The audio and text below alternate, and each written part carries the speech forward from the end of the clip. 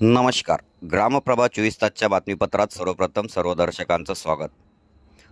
आणखी एका हत्येने अकोला शहर हादरले. खदान परिसरात युवकाची हत्या, धारदार शस्त्राने प्राणघातक हल्ला. अकोला खदान पोलीस स्टेशन हद्दीत येणारे जेतवन नगर येथे आज भर दिवसा रस्त्यावर एका युवकाची धारदार शस्त्राने वार करून हत्या केल्याची घटना घडली. हल्लेखोर घटनास्थळावरून पळ काढण्यात यशस्वी झाले. दरम्यान जखमी युवकास उपचारार्थ दवाखान्यात नेले असता वैद्यकीय सूत्रांनी त्यास मृत घोषित केले.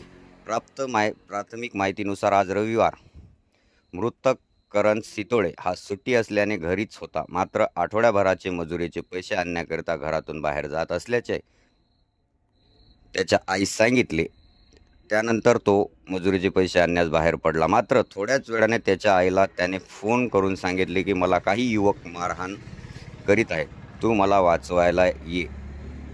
त्यानंतर त्याची आई तशीच घटनास्थळाकडे धावत निघाली. मात्र घटनास्थळापर्यंत पोहोचण्यापूर्वीच तिचा मुलगा रक्ताच्या थारोळात पडलेला दिसला.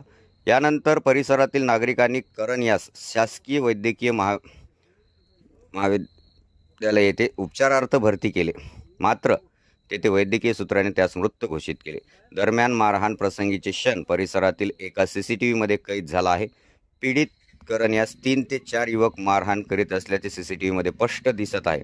घटनेनंतर हा व्हिडिओ परिसरात व्हायरल झाला. यावेळी करणचे 2 मित्र त्याच्यासोबत असल्याचे सांगितले जात आहे. दरम्यान मृतक करण त्याच्या आईने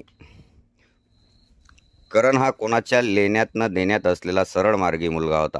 त्याचे मारेकऱ्यांना मी ओळखत नाही. मात्र प्रशिक निखिल नावाच्या युवकांनी करण यास मारहाण केली असल्याचा आरोप मृतकाच्या आईने केला आहे. या घटनेचा अधिक तपास खदान पोलीस करीत आहे. अकोल्यात दिवसेंदिवस गुन्हेगारीचा आलेख चढता झाला आहे. गुन्हेगारावर अंकुश ठेवणे अत्यंत गरजेचे आहे. शहरातील ढासाळती कायदा व सुव्यवस्था पूर्ववत आणण्यासाठी सुज्ञ नागरिक, कायदेतज्ञ, समाजसुधारक आणि पोलीस विभागाने एकत्रित येऊन काम करण्याची आवश्यकता असल्याचे बोलले जात आहे.